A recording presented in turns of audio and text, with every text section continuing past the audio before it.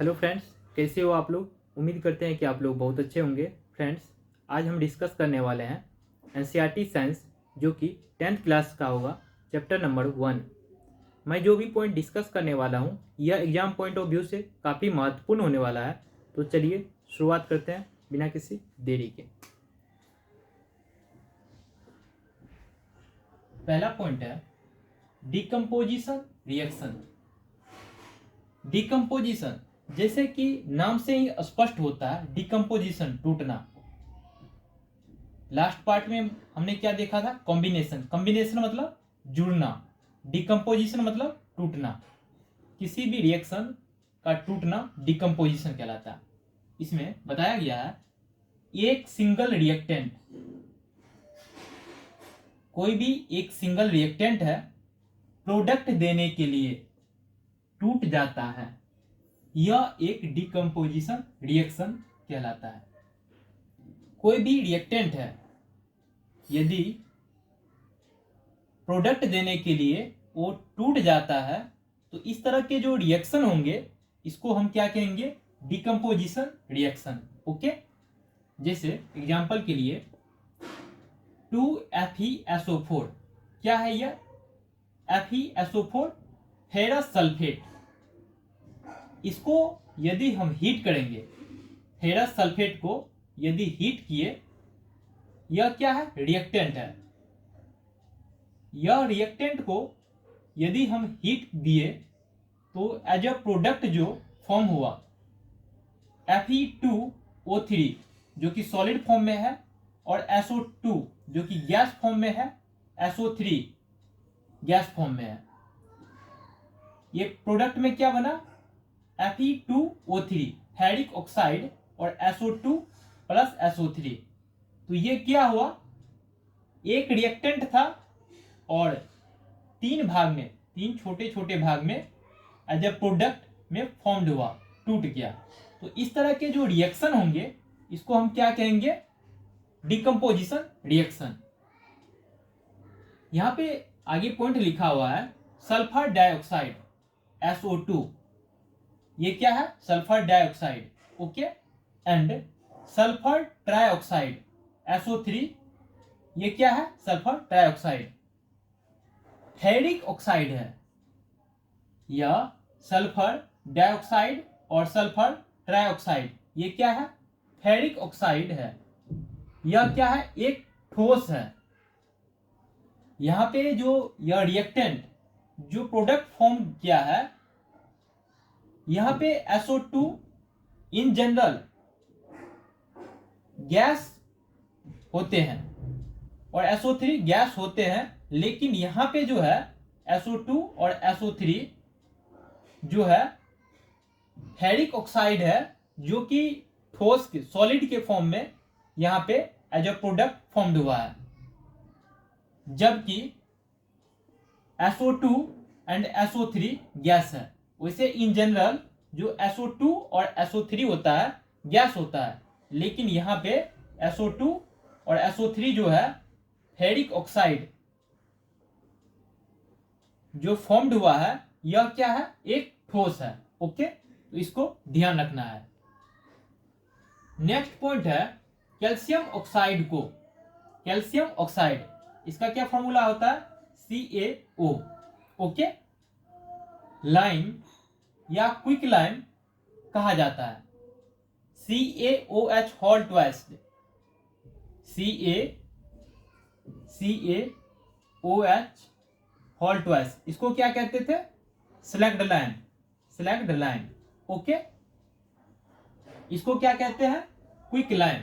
CaO को या lime कहते हैं, लाइम या क्विक लाइम। CaO को CaOH होल ट्वाइस, इसको स्लैग्ड लाइम कहते हैं। इस फॉर्मूला को आप नोटिस कीजिए, ये थोड़ा बड़ा है तो इसको स्लैग्ड लाइम कहेंगे।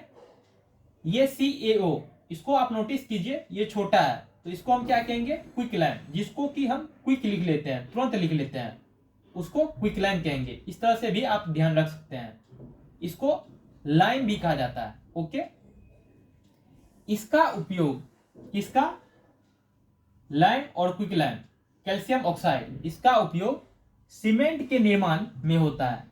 जो सीमेंट हम घर में यूज करते हैं बिल्डिंग वगैरह बनाने के लिए, यह जो सीमेंट होता है इसका उपयोग सीमेंट निर्माण के लिए जो हम यूज करते हैं लाइम और क्विक लाइम का, लाइम और क्विक लाइम, इसका जो है उपयोग सीमेंट के निर्माण में, जो सीमेंट बिल्डिंग वगैरह बनाने के लिए यूज किया जाता है, ये कैसे बनता है?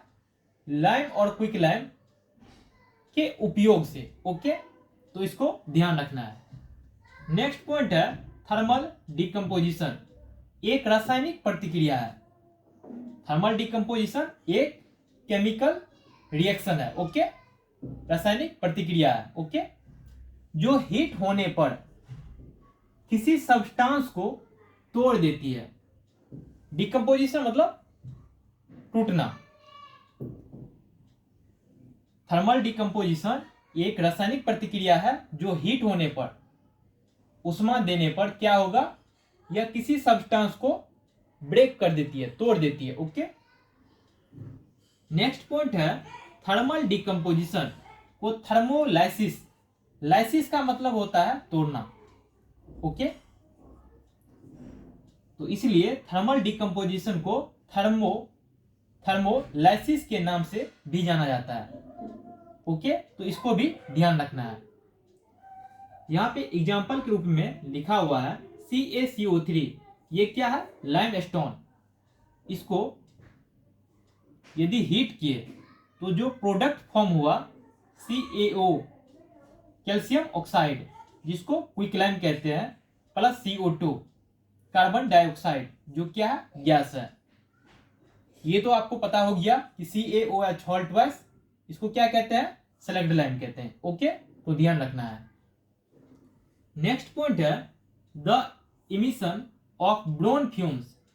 The emission of brown fumes, these fumes are nitrogen dioxide, the reaction that takes place. ये रिएक्शन एक दिया हुआ है 2PbNO3 हॉल ट्वाइस, जो कि सॉलिड फॉर्म में है। ये क्या है? PbNO3 lead nitrate. इसको यदि हीट किया गया, इस रिएक्शन को, इस रिएक्टेंट को हीट किया गया तो एज ए प्रोडक्ट क्या फॉर्म हुआ? लेड ऑक्साइड 2PbO, जो कि सॉलिड फॉर्म में है, lead oxide plus 4NO2 gas. ये क्या है? Nitrogen dioxide. ये O2 क्या है? गैस है, ऑक्सीजन है। लेड नाइट्राइड को हीट किया गया तो lead oxide as a product plus nitrogen dioxide और ऑक्सीजन गैस फॉर्म्ड हुआ। ओके, तो ये जो नाइट्रोजन डाइऑक्साइड है इसका जो कलर होता है ब्रोन फ्यूम्स। ओके, तो इस चीज को ध्यान रखना है। The emission of brown fumes, these fumes are nitrogen dioxide. इसका कलर क्या होता है? नाइट्रोजन डाइऑक्साइड का brown. The reaction that takes place, तो आपसे क्वेश्चन पूछ लिया जाएगा कि यदि हम लेड नाइट्रेट को हीट करेंगे तो एज अ प्रोडक्ट क्या फॉर्म्ड होगा? तो lead oxide plus nitrogen dioxide, जो कि ब्रोन फ्यूम्स होगा, plus O2 gas, oxygen. Okay, next point है white silver chloride.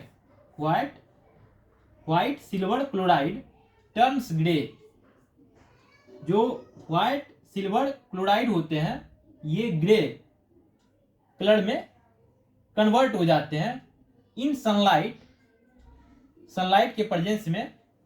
This is due to decomposition of silver chloride into silver and chlorine by light. Light के presence में यह process होता है। यहां पे देख सकते हैं आप 2AgCl, जो कि सॉलिड फॉर्म में है, यह रिएक्टेंट है। इसको सनलाइट के प्रेजेंस में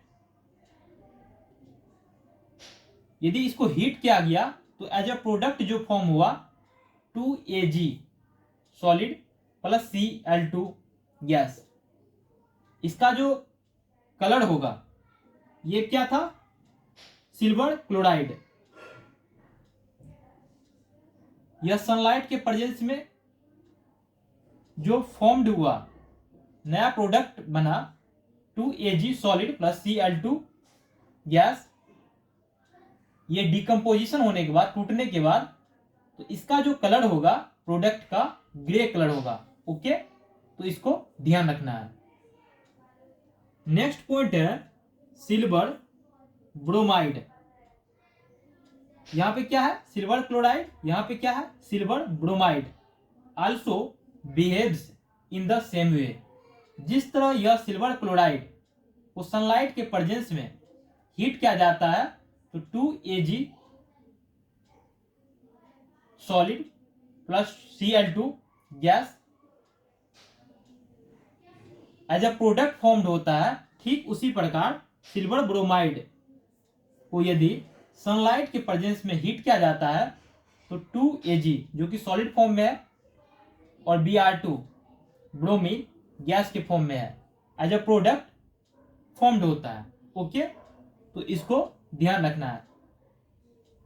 नेक्स्ट पॉइंट है डिकम्पोजिशन रिएक्शन में रिएक्टेंट को तोड़ने के लिए उष्मा, प्रकाश या बिजली के रूप में एनर्जी की आवश्यकता होती है।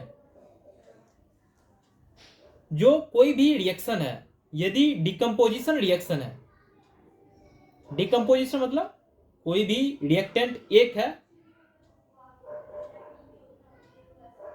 उसको हीट या लाइट या इलेक्ट्रिसिटी यदि उसको दिया जाएगा, तोड़ने के लिए उष्मा, प्रकाश या बिजली के रूप में एनर्जी दिया जाएगा, तो क्या होगा, तो एज अ प्रोडक्ट कुछ फॉर्म्ड करेगा।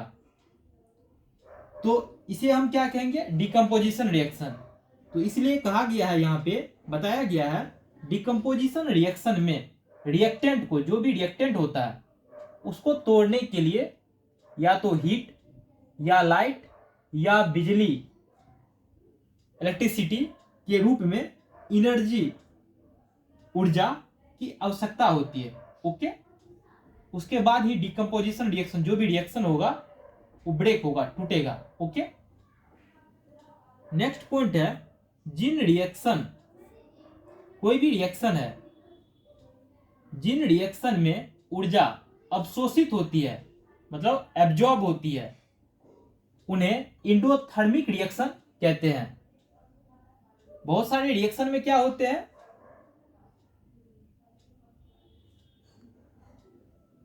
हीट प्रोड्यूस होता है प्रोडक्ट में, तो उसको क्या कहते हैं, एक्सोथर्मिक रिएक्शन। लेकिन जिन रिएक्शन में ऊर्जा जो है, एनर्जी अवशोषित होती है, मतलब एब्जॉर्ब होती है, इस तरह के जो रिएक्शन होंगे इसको एंडोथर्मिक रिएक्शन कहेंगे। ओके, तो यह भी एग्जाम पॉइंट ऑफ व्यू से काफी महत्वपूर्ण है, तो इसको ध्यान रखना है। तो thank you friends, hope you will learn something new. Thank you for watching this video.